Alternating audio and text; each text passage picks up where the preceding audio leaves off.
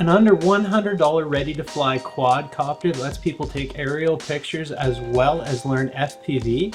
Yes, please.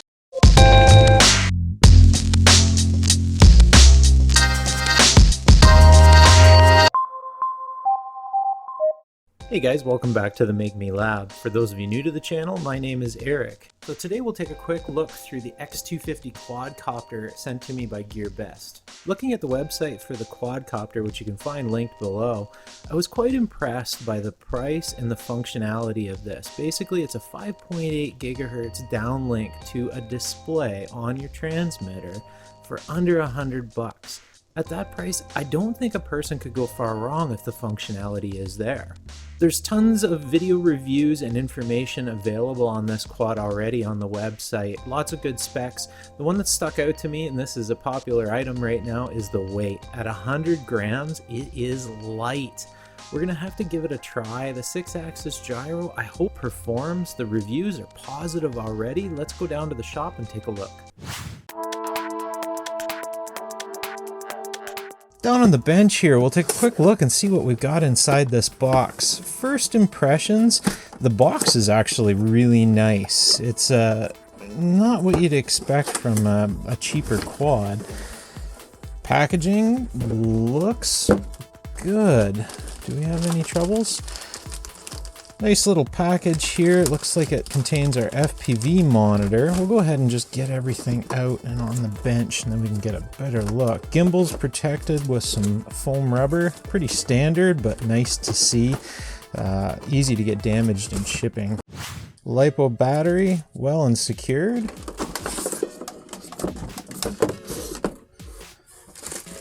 Charger, instructions. Not much to it.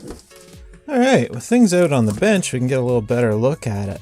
Wow, this thing is light. It weighs nothing in the hands, but that seems to be pretty standard for these tiny little quads now. Rigidity? Not bad.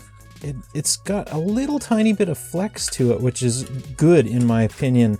I like feeling that the plastic has a little bit of flex, a little less apt to snap.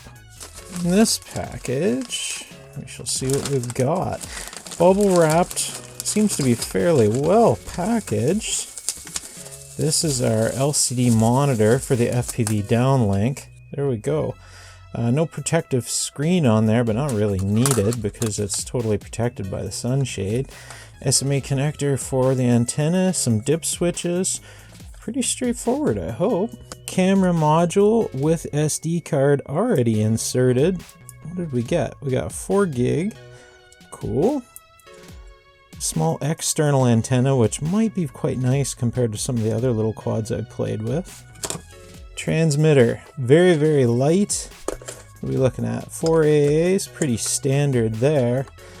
Gimbal feel, really smooth, actually. That is impressive. And no auto centering on the throttle, which is good to be expected for this little quad. Trim switches feel really nice. Power switch feels nice. No crunchy crunch at all. This is again the plastic that feels like it has just a tiny bit of flex to it, which is probably good because I tend to drop things. Push buttons feel good. Overall, the gimbal feel is super smooth. The smoothest I felt yet from a cheap quad. That is really nice. Hopefully the control response is as good as that feels. The FPV screen, standard screw-on antenna. I suppose we could convert that to a mushroom style, a clover leaf style if we wanted to, but for now this little dipole should do the job. In here, I always like to try and put things together without looking at the instructions just to see how intuitive it is when I'm doing reviews. That way I have a pretty good idea of what others can expect. This looks really intuitive there, and this must be our backside connection, which I'm assuming goes in like so. There we go. Fits like a glove. No issues. Clamps around the antenna mast. No problem. There we go. We're in good shape. This is going to be bit of a problem, so we're gonna have to tighten up. This is just a small, looks like Allen head down there with a nut. We'll tighten that up so that the FPV monitor doesn't flop around. Minor issue. Perfect. Turning the display on. Do we have any charge? We sure do. No signal.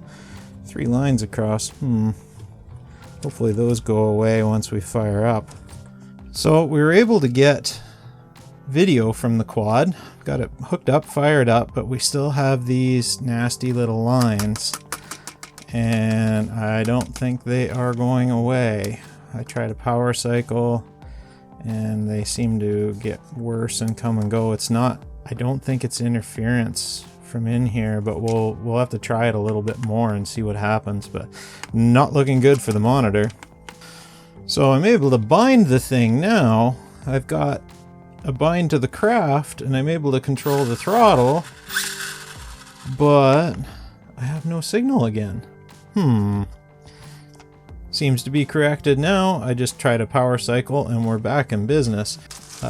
Super simple, guys. Not much in here at all, actually.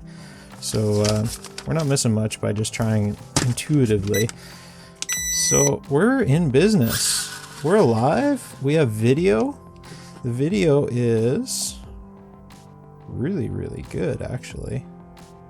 The video is not bad, actually. That's pretty good for being just a super cheap camera. So overall, we're in business. Other than these lines on the display, which I can't fully identify just yet to see what the root cause is, we're hooked up, we're working. I'm gonna go ahead and charge the onboard battery and then we'll give it a bit of a flight test and then we'll go back for a recap and see what we think.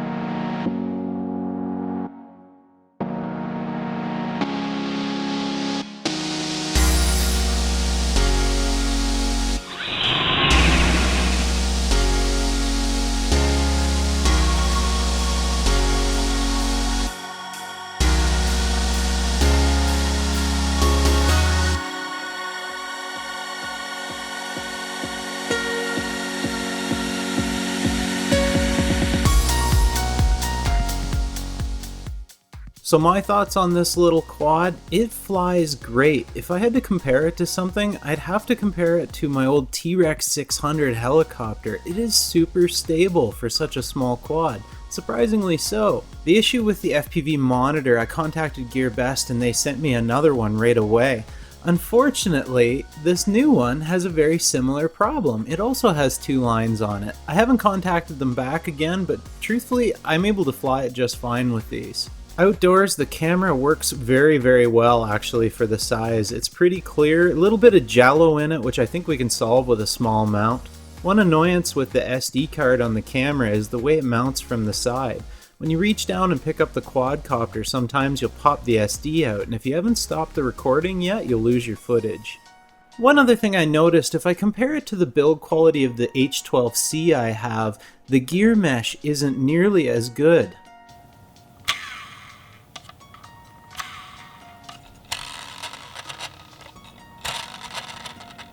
Minor thing, I'm not sure whether it'll impact the longevity of the quad, but we'll see. Overall, for the price, I don't think a person can go far wrong. It works quite well as an FPV trainer. It could use a little bit wider camera angle, but that's a minor annoyance. Hope this helps someone someday. Good luck in all your quadcopter ventures. Throw a comment down below and a thumbs up if you enjoyed this. Would really love to hear from you. Cheers!